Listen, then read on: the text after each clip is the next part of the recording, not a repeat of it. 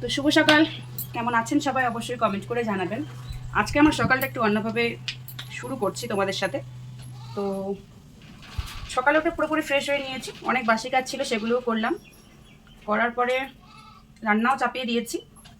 স্নান করে এখন চলে এলাম এই ঘরে। আর যা রোদ পড়েছে তাই একটু সানস্ক্রিন ব্যবহার করছি। সেরকমভাবে আমি কোনো কিছু ব্যবহার করি না, এর আগে বলেছিলাম। তো যেদিন থেকে সানস্ক্রিন ব্যবহার করা শুরু করেছি সেদিন থেকে তোমাদের সাথে শেয়ার করছি।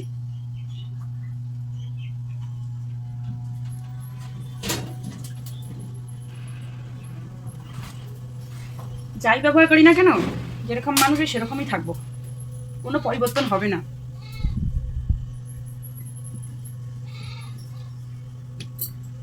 চান যেহেতু করেছি, সিঁদুর তো দিতেই হবে।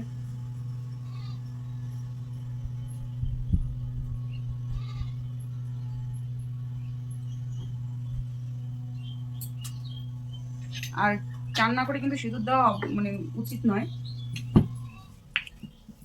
সিঁদুর দিলে পরে চান করেই সিঁদুর দিতে হবে।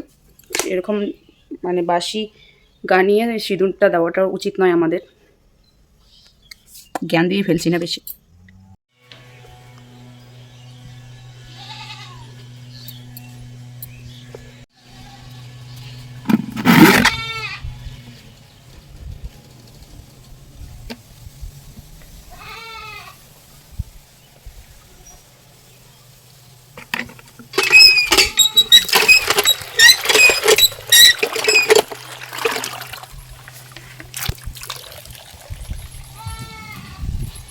প্রত্যেকদিন একটু অন্যভাবে ব্লগটা শুরু করতে চাই আর কি, কিন্তু হয়ে ওঠে না সত্যি কথা যেটা।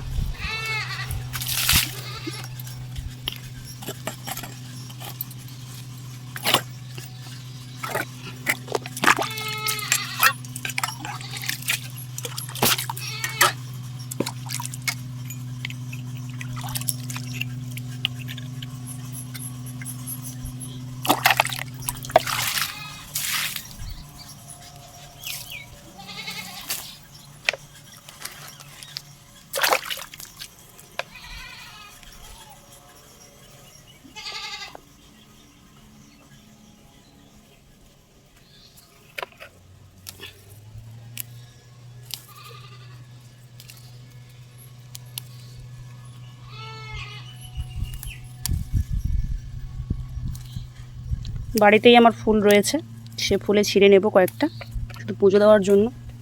সময় নেই বেশি হাতে।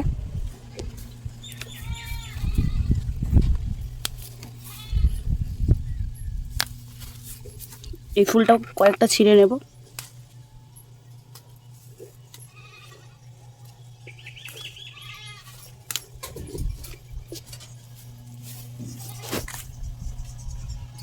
চলো পুজো দিয়ে নেই।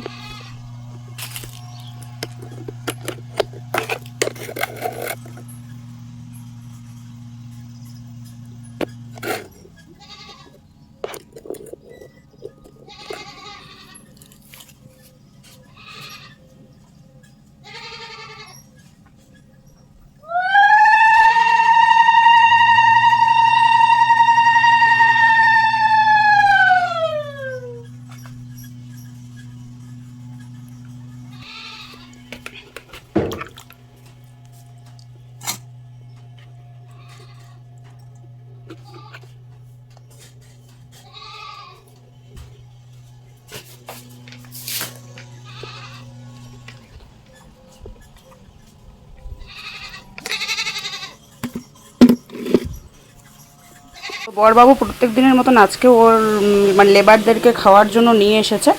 তো সাথে হচ্ছে বাড়ির জন্য আমাকে এনে দিয়ে তারপরে গেল, যেহেতু মেয়ের রুটি খেতে ভীষণ ভালোবাসে এই কারণেই। তো মেয়ের জন্য একটা রুটি রেখে দিয়েছি, আর সবজিটা দুটো রুটি আমি নিয়েছি। আর সবজিটা দেখে মনে হচ্ছে খুবই টেস্টি হবে, কারণ খুব সুন্দর। তো চলো আগে খাওয়ার জায়গা, আমার আর তর্স হয়েছে না, তারপর তোমাদের সাথে কথা বলবো। আর এদিকে কিন্তু আমি দেখো রান্নাটাও বসিয়ে দিই। কমপ্লিট করাই পরিষ্কার করা শেষ, হাঁড়ি পরিষ্কার করা শেষ, এগুলো তো কালকেই মুছে নিয়েছি, কালকের ব্লগে দেখেছো। এবার এই ভাত তরকারি সাজানো শেষ, এখন নিয়ে যাবো আমরা ওই ঘরে, মানে শোয়ার ঘরে।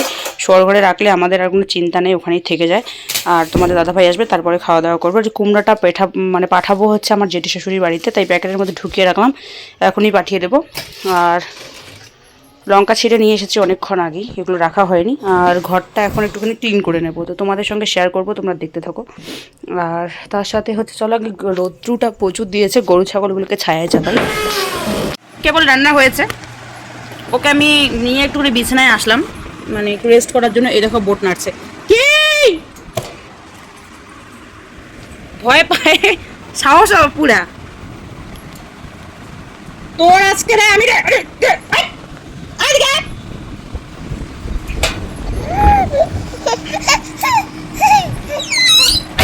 এত দুষ্টু, মানে দুষ্টুমি করবে, আলো দুষ্টুমি করবে, ডুব ডুব দেবো,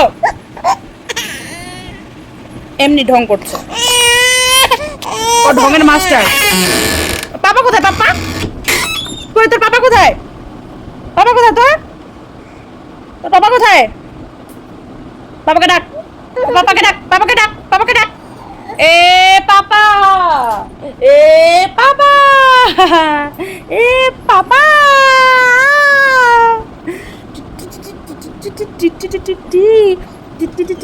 মানে ফোন চার্জে দেওয়া, চার্জ থেকে ফোন খোলা, সেলফি তোলা, লক প্যাটার্ন খোলা বা ফিঙ্গারপ্রিন্ট খোলা, সমস্ত কিছু শিখে গেছে। এটা হয়তো অনেকে দোষ দেবে আমাকেই, যে বাচ্চা বাবা মার জন্যই শেখে। তো তাদের জন্য একটা কথাই বলবো, যে দেখো ওকে নিয়ে ওর সামনে তো আমাদের ফোন করতে হয়, ওর সামনে ফোন করতে হয়, ওর সামনে ভিডিও এডিট করি আমি, ওর সামনে ভয়েস ওভার দিই, ওর সামনে ব্লগ করি। এগুলো দেখেই সত্যি শিখেছে, এটা আমি মানি।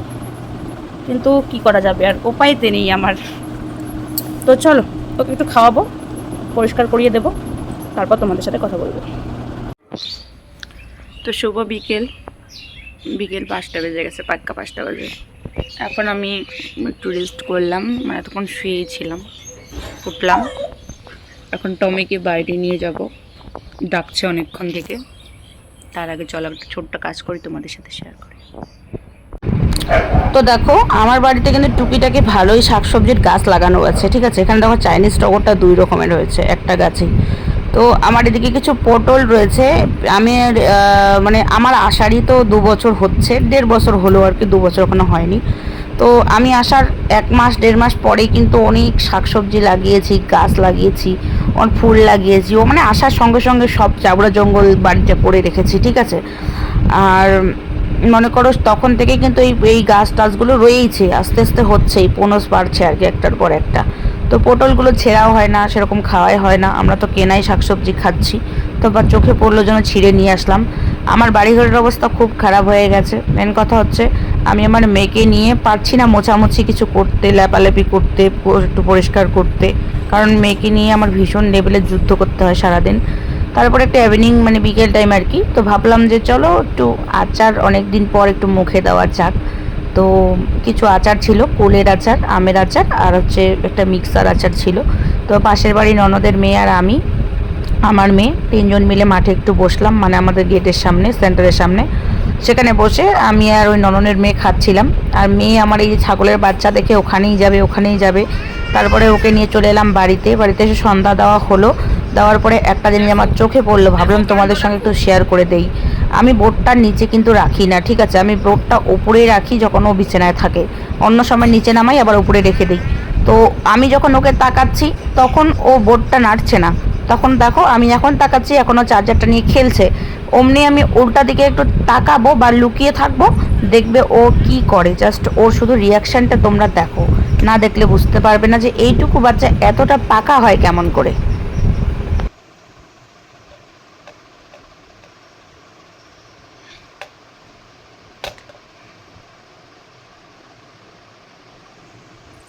কি কি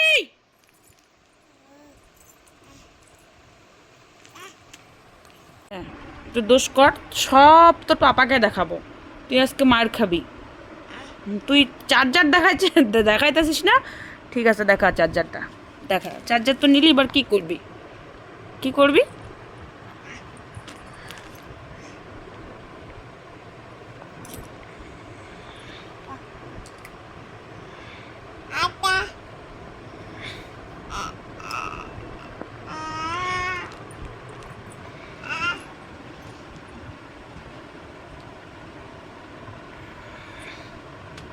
তো চলো, দেখলে খুনসুটি দুষ্টুমি সারাদিনের এই ঝড় ঝামেলা অশান্তি নিয়ে ব্লগটা তো আজকের মতো এখানেই শেষ করছি। কেমন হয়েছে অবশ্যই কমেন্ট করে জানাবে।